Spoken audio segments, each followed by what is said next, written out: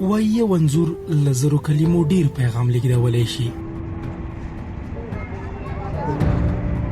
پرواز په خپل لاس کښل شوې انځورګري د سړک پر غاړه نندارې ته ایښي څو د خپل هنر په ژبه خلکو ته بېلابېل پیغامونه ورسوي. دی وایي له دې کار څخه یې موخه د خپل هنر ژوندي ساتل او خلکو ته یې د ارزښت په ګوته کول دي.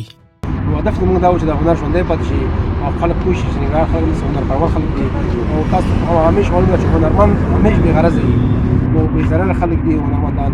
موږ دا خلک ته د هنر په طریقه غوښتل چې هر تابلو ځان ته پیغام لري، هم کلتوري دی هم د افغاني عنعنات دي، نو جګړې اړخه هم صلحیز پیغام لري خلکو ته، نو هر تصویر ځان ته پیغام لري. د دې هنر یو شمېر نور پالونکي هم د انځورګرۍ د دې نندارتون لیدو ته راغلي. دوی له حکومت نه غواړي څو هنر ته یې پام ډیر کړي څو د ورکېدو ویرې ختمه شي. نو طبعا که چیرې دغه هنر ته یا د نقاشۍ رسامۍ هنر ته پاملرنه ونه شي نو طبعا به دا هنر به له منځه لاړ شي.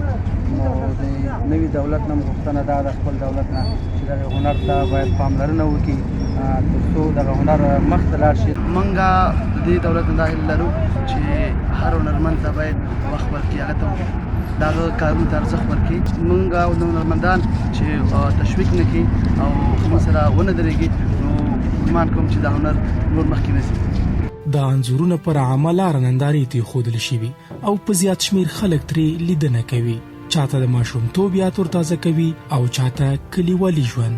دا هر څه پکې خو زما هغه پخوانی زموږ د وخت هغه کلتور چې کله موږ له دغه شو موږ له هغه زاړه د ماشومتوب وختونه را په یاد دي.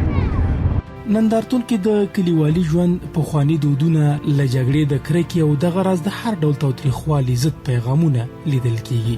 باور دا دی که اوسنی حاکم نظام دې برخې ته پام ډیر کړي نو له یو اړخه به دا هنر ژوندی پاتې وي او له بل اړخه به خلکو ته راښکونکي پیغامونه رسیدلي وي.